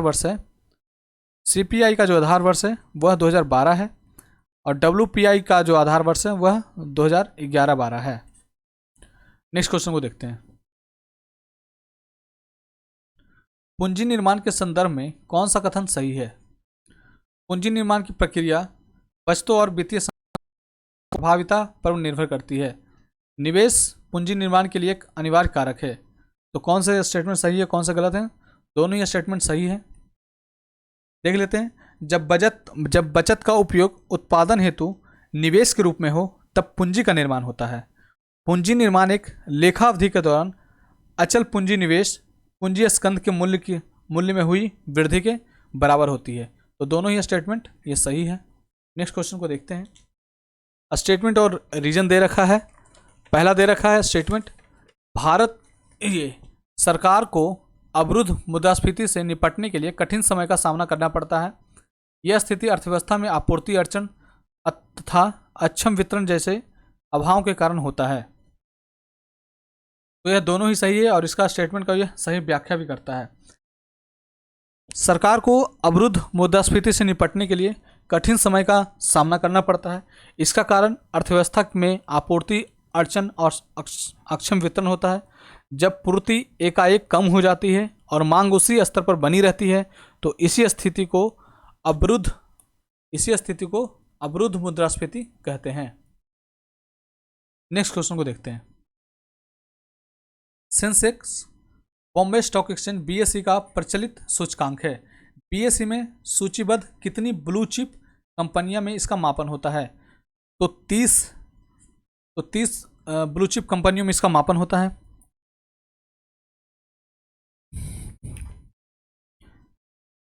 सेंसेक्स 1986 में यह आरंभ हुआ था। ब्लू चिप कंपनी ऐसी कंपनी को कहा जाता है जिनका शेयर बाजार में लगातार मजबूत प्रदर्शन रिकॉर्ड रहता है, उनको बोलते हैं ब्लू चिप कंपनी। और उन कंपनियों पर कर्ज वगैरह नहीं होता है, और होता भी है तो बहुत नॉर्मल कम कर्ज होता है। प्रायः ये कंपनियां पुरानी और लार्ज मार्केट कैप वाली होती है। जैसे आप देख सकते हैं भारत में रिलायंस इंडस्ट्री हो गया, हिंदुस्तान यूनिलीवर हो गया, स्टेट बैंक ऑफ इंडिया हो गया, टाटा हो गया। और अगर वर्ल्ड लेवल पर देखें तो एप्पल हो गया, गूगल हो गया, माइक्रोसॉफ्ट हो गया, पेप्सिको हो गया। ये सब जो कंपनियां हैं सारे ब्लू चिप कंपनियों के अंतर्गत आते हैं। नेक्स्ट क्वेश्चन को देखते हैं। निम्नलिखित में से कांच का कौन सा प्रकार परावैंगनिक किरणों को काटता है? तो क्रुक्स कांच जो है वह परावैंगनिक किरणों को काटता है। क्रुक्स कांच परावैंगनिक किरणों को काटता है। यह cerium oxide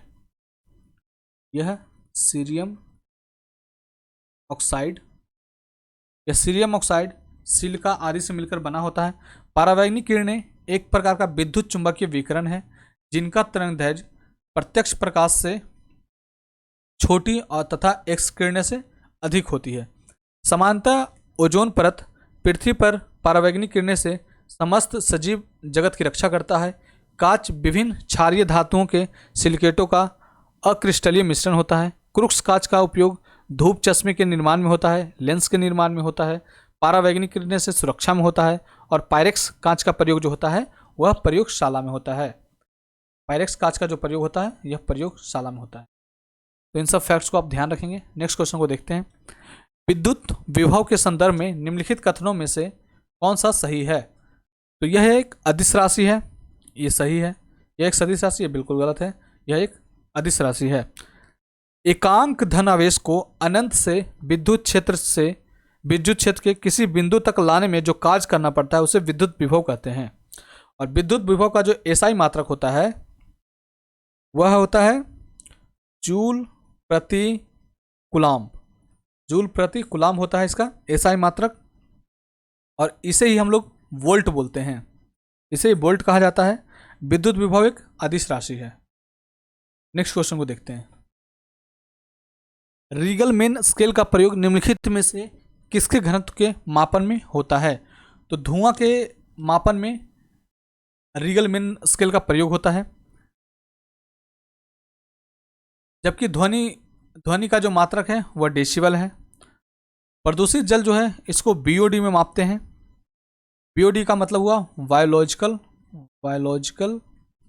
oxygen demand. Next question को देखते हैं। वायुमंडल में प्रकाश के प्रसार का कारण क्या है? तो वायुमंडल में प्रकाश के प्रसार का जो कारण है वह धूलकण है। नेक्स्ट क्वेश्चन को देखते हैं। निम्नलिखित में से कौन अन्य तीनों की तुलना में ज्यादा सूर्य की रोशनी परावर्तित करता है? रेत का रेगिस्तान, धान की खेती की भूमि, ताजा बर्फ से ढकी भूमि, प्रेरी भूमि। तो ताजा बर्फ से ढकी भूमि जो है वह सबसे ज्यादा रोशनी परावर्तित करती है। यह लगभग 70 से 90% तक यह परावर्तित करती है, जबकि रेत का रेगिस्तान जो है 60 से 70% तक करती है। घास का जो मैदान है वह घास का मैदान जो है 14 से 37% के आसपास करती है। नेक्स्ट क्वेश्चन को देखते हैं। रक्त में शर्करा का स्तर सामान्यतः प्रदर्शित किया जाता है, तो किसमें प्रदर्शित किया जाता है? मिलीग्राम प्रति डेसीलीटर के रूप में प्रयोग किया जाता है। सामान्यतः स्वस्थ व्यक्ति के शरीर में ग्लूकोज की मात्रा 80 से 100 मिलीग्राम प्रति डेसीलीटर होना चाहिए। नेक्स्ट क्वेश्चन को देखते हैं। निम्नलिखित में कौन सा एलपीजी का मुख्य अवयव है? तो एलपीजी का मुख्य अवयव जो है ब्यूटेन है। एलपीजी का जो मुख्य अवयव ब्यूटेन और प्रोपेन दोनों होता है। एलपीजी का जो पूरा नाम होता है लिक्विफाइड पेट्रोलियम गैस। और ये जो एलपीजी में है वह मैरकॉप्टन मिलाया जाता है, इथाइल मैरकॉप्टन मिलाया जाता है, ताकि इससे दुर्गंध निकले और लोगों को पता चले कि गैस लीक हो रहा है। तो ये जो इथाइल मैरकॉप्टन जो होता है CH3CH2SH होता है, तो मिथाइल मैरकॉप्टन के रूप में मिलाया जाता है ताकि दुर्गंध निकले तो इससे पता चल जाए, रिसाव हो तो। नेक्स्ट क्वेश्चन को देखते हैं। निम्नलिखित में कौन सा सुमेलित नहीं है? तो सिरका में एसिटिक अम्ल पाया जाता है, बिल्कुल सही है। हड्डियों में उपस्थित यौगिक कैल्शियम फॉस्फेट है, बिल्कुल सही है। दूध का खट्टा होना नाइट्रिक अम्ल, ये गलत है। नाइट्रिक नहीं जबकि लैक्टिक अम्ल होता है यहाँ पे, लैक्टिक। और अमाशय रस में उपस्थित है हाइड्रोक्लोरिक अम्ल, बिल्कुल सही है। मैं कुछ और भी बता देता हूँ, जैसे टमाटर में ऑक्जेलिक अम्ल पाए जाते हैं। सेव में मैलिक एसिड पाया जाता है। अंगूर में टार्टेरिक पाया जाता है। तो इन सबको भी आप ध्यान रख सकते हैं। नेक्स्ट क्वेश्चन को देखते हैं। खीरे को काटकर यदि नमक डाला जाता है तो निम्न में से किसके कारण पानी निकलता है? तो ऑस्मोसिस, परासरण के कारण पानी निकलता है। नेक्स्ट क्वेश्चन को देखते हैं। शीत प्रकोष्ठ में फल भंडारण दीर्घ भंडारण जीवन देता है, क्योंकि? शीत प्रकोष्ठ में फल भंडारण दीर्घ भंडारण जीवन देता है, क्योंकि इसमें जो है शोषण दर का ह्रास होता है। ये पहले भी क्वेश्चन कहीं और भी पूछा गया था, इसके अलावा शोषण दर का ह्रास होता है। नेक्स्ट क्वेश्चन को देखते हैं। निम्नलिखित में से किस कण पर शून्य आवेश होता है? तो न्यूट्रॉनों पर जो है शून्य आवेश होता है। न्यूट्रॉनों की जो खोज है पाउली ने की थी। पॉजिट्रॉन की खोज जो थी एंडरसन ने की थी। इलेक्ट्रॉन का जे थॉमसन ने किया था। इलेक्ट्रॉन जो है वह ऋणावेशित कण है। और प्रोटॉन जो है वो धनावेशित कौन है? प्रोटॉन धनावेशित है। इलेक्ट्रॉन, प्रोटॉन और न्यूट्रॉन ही है जो कि अस्थायी मूल कण है, तो आप ये ध्यान रखेंगे। नेक्स्ट क्वेश्चन को देखते हैं। नाइट्रोजन एक आवश्यक अवयव नहीं है। किसका आवश्यक अवयव नहीं है? तो कार्बोहाइड्रेट का यह आवश्यक अवयव नहीं है। कार्बोहाइड्रेट्स में कार्बन, हाइड्रोजन और ऑक्सीजन से यह मिलकर कार्बोहाइड्रेट्स बनता है। इसमें नाइट्रोजन उपस्थित नहीं होता है, जबकि कार्बोहाइड्रेट्स में क्लोरोफिल, आरएनए, डीएनए होता है। सॉरी, क्लोरोफिल में, आरएनए में और डीएनए में, इसमें जो है नाइट्रोजन होता है। नेक्स्ट क्वेश्चन को देखते हैं। रेडियोधर्मिता के संदर्भ में निम्नलिखित कथनों में से कौन सा कथन सही है? रेडियोधर्मिता एक नाभिकीय गुण है। नाभिकीय विखंडन के सिद्धांत पर हाइड्रोजन बम बनाया जाता है। ये दोनों ही सही है। नेक्स्ट क्वेश्चन को देखते हैं। लौंग निम्नलिखित में से किसका निरूपण है? तो लौंग जो है फुलकली का निरूपण है। लौंग जो है मटेंसी फूल का पौधा है और यह एक प्रकार का मसाला है और इसे औषधि के रूप में भी प्रयोग किया जाता है। निम्नलिखित में से किस कुल के पौधे को टापा कपड़ा बनाया जाता है? टापा कपड़ा मोरेसी पौधे से बनाया जाता है। मोरेसी कुल के पौधे से टापा कपड़ा बनाया जाता है। टापा कपड़ा विशेषतः पेड़ों के छाल से बनाया जाता है। इसके लिए सहतूत और अंजीर के पौधों को प्रयोग में लाया जाता है। ये मोरेसी कुल के ही पौधे होते हैं। टापा कपड़ा मुख्यतः टोंगा, समोआ और फिजी आदि देशों में बनाए जाते हैं। तो नेक्स्ट क्वेश्चन को देखते हैं। कौन सा सही सुमेलित नहीं है? देख लेते हैं मिलान करने वाला।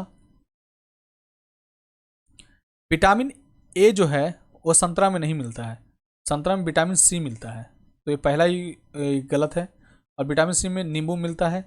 विटामिन डी जो है कॉड मछली का तेल में मिलता है और धान का चोकर में विटामिन B6 मिलता है। विटामिन ए का जो रासायनिक नाम होता है वह रेटिनॉल होता है, रेटिनॉल। और विटामिन ए का जो खोज किया था मैक्यूलम ने किया था, मैक्यूलम ने। और इसका जो स्रोत है विटामिन ए का स्रोत जो है गाजर में मिलता है विटामिन ए, दूध, अंडा, पनीर में मिलता है विटामिन ए। इसकी कमी से रतौंधी और जीरोप्थेल्मिया रोग हो जाता है।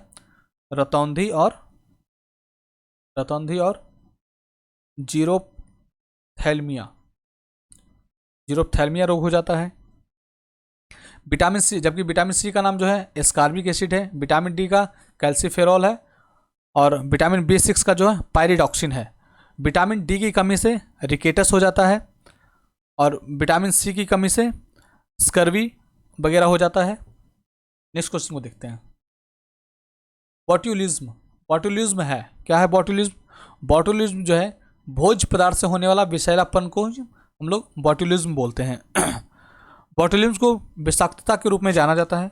यह एक दुर्लभ एवं गंभीर बीमारी है जो एक जीवाणु संक्रमण के कारण होती है।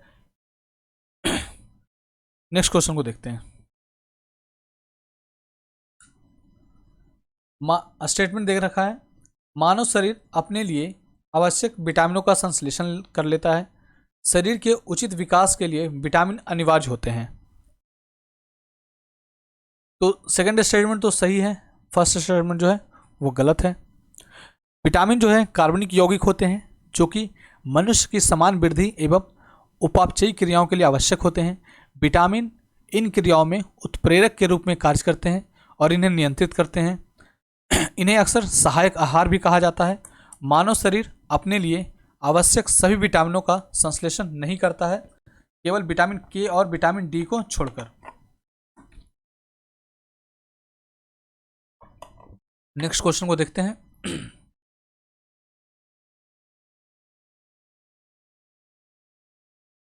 क्या हो गया?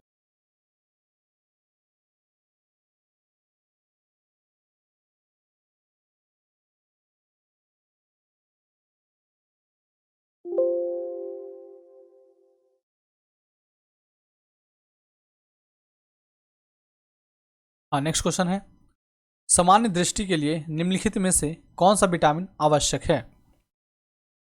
तो सामान्य दृष्टि के लिए जो है रेटिनॉल आवश्यक है।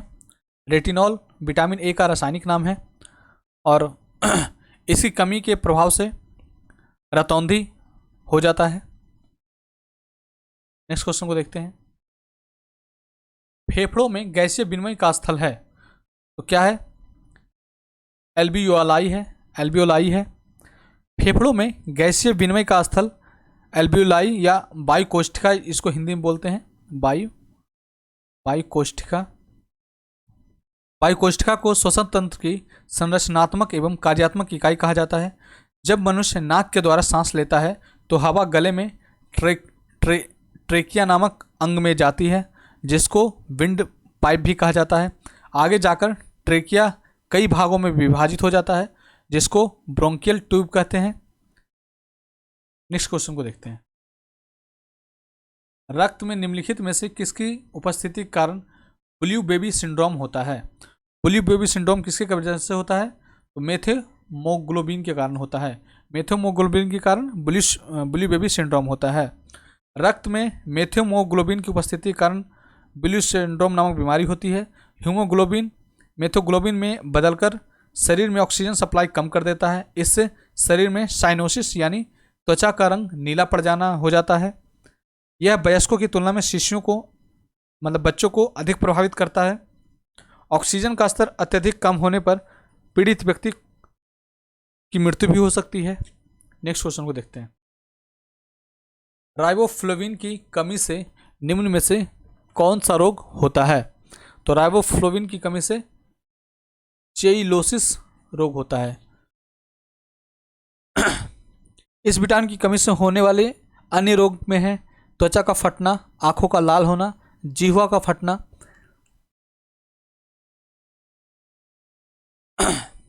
नेक्स्ट क्वेश्चन को देखते हैं।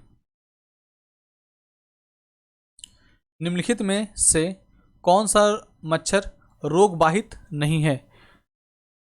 तो निद्रा रोग जो है वह मच्छर से नहीं होता है। निद्रा रोग एक ट्रिपोनोसोमा, मैं लिख देता हूं, ट्रिपोनोसोमा नामक प्रोटोजोआ से होता है। यह एक प्रोटोजोआ होता है और यह एक परजीवी है जो सीसी मक्खी के शरीर में आश्रय लेता है। इन मक्खियों के काटने से रोगाणु शरीर में प्रवेश करते हैं, जिससे लसिका ग्रंथियां बढ़ जाती हैं और शारीरिक तथा मानसिक निष्क्रियता उत्पन्न हो जाती है। नेक्स्ट क्वेश्चन को देखते हैं।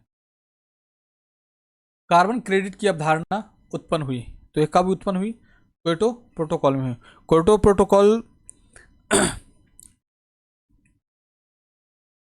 यह एक जापान की सिटी है क्योटो, तो उसमें हुआ था। कार्बन क्रेडिट की अवधारणा इसके अंतर्गत हुई। यह अंतर्राष्ट्रीय स्तर पर उत्सर्जन नियंत्रण की योजना है।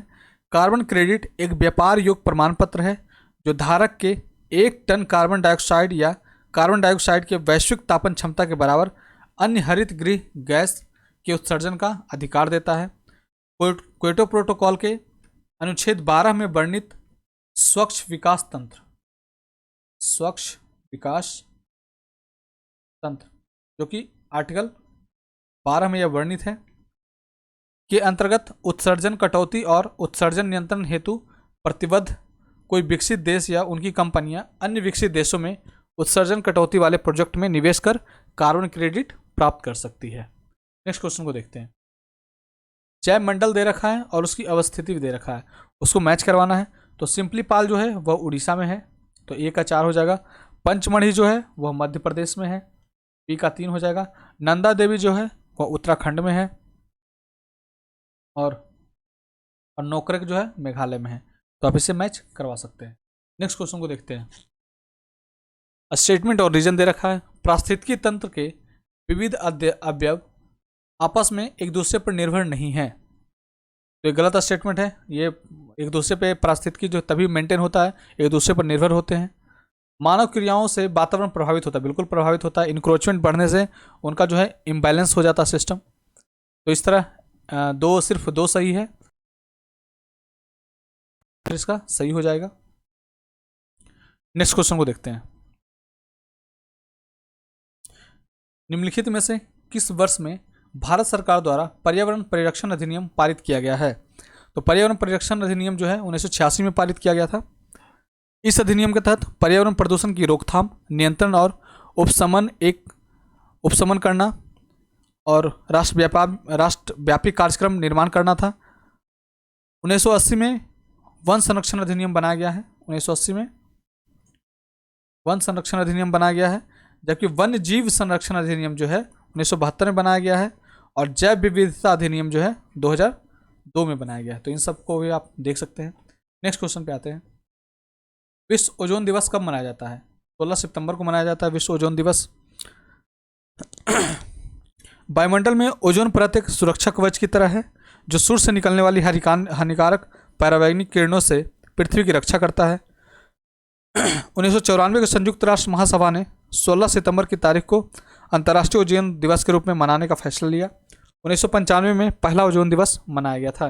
तो पहला ओजोन दिवस कब मनाया गया था? 1955 में। नेक्स्ट क्वेश्चन को देखते हैं। निम्नलिखित में से कौन सा वायु प्रदूषक का सूचक है? तो लाइकेन जो है वह वायु प्रदूषक का सूचक है।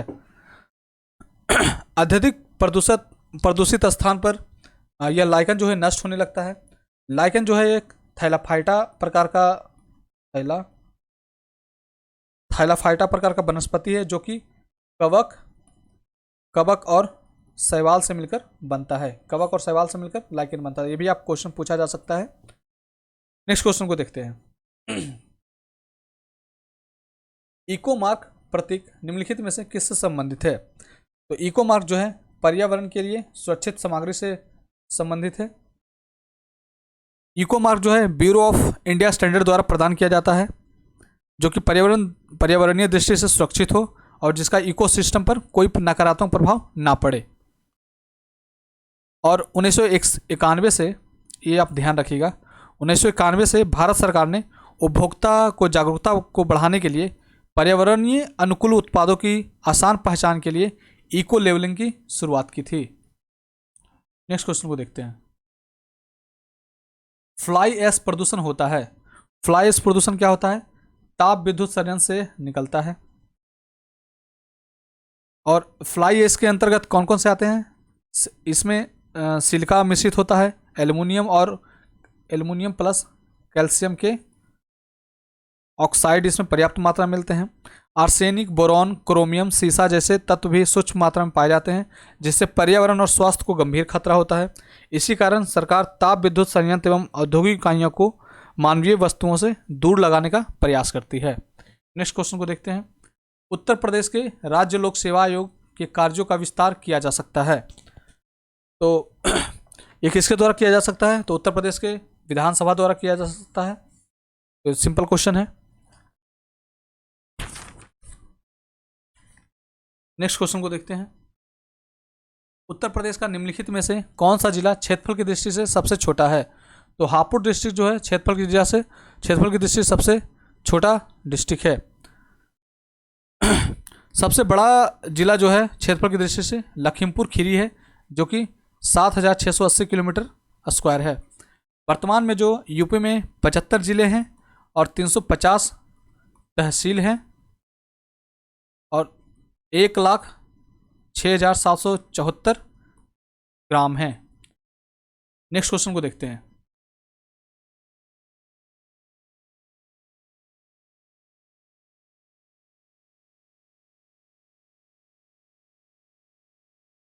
भारत सरकार के संस्कृति मंत्रालय ने आज़ादी का अमृत महोत्सव के एक अंग के रूप में जून 2021 में शहीद राम प्रसाद बिस्मिल की जयंती पर उत्तर प्रदेश में निम्नलिखित किस स्थान पर जयंती मनाई? किस स्थान पर मनाई? कुछ दिक्कत कर रहा है अभी। तो शाहजहांपुर में मनाई गई है। नेक्स्ट क्वेश्चन को देखते हैं। निम्नलिखित में से कौन सा रामसर स्थल उत्तर प्रदेश में स्थित नहीं है? तो सुरसर मानसर झील जो है वह उत्तर प्रदेश में स्थित नहीं है। ये जो है सुरसर मानसर झील जो है वह जम्मू कश्मीर में अवस्थित है। जम्मू कश्मीर के जिले में है ये। और इन दोनों को जुड़वा झील भी कहा जाता है। सुरसर मानसर को जुड़वा झील कहा जाता है। सूर सरोवर जो है वह आगरा में है।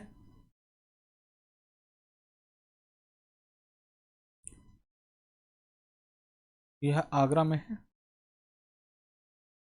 समसपुर जो है वह रायबरेली में है। और सरसई नावर जो है वह इटावा में है। नेक्स्ट क्वेश्चन को देखते हैं। नेक्स्ट और लास्ट क्वेश्चन है।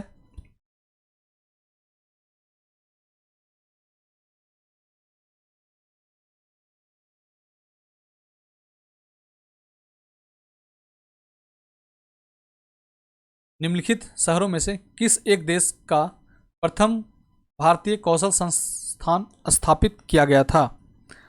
तो इसका जो आंसर है वह कानपुर है। तो थैंक यू दोस्तों, आप इस चैनल को सब्सक्राइब करें और शेयर करें, हमारा सपोर्ट करें। तो धन्यवाद, आज के लिए इतना ही।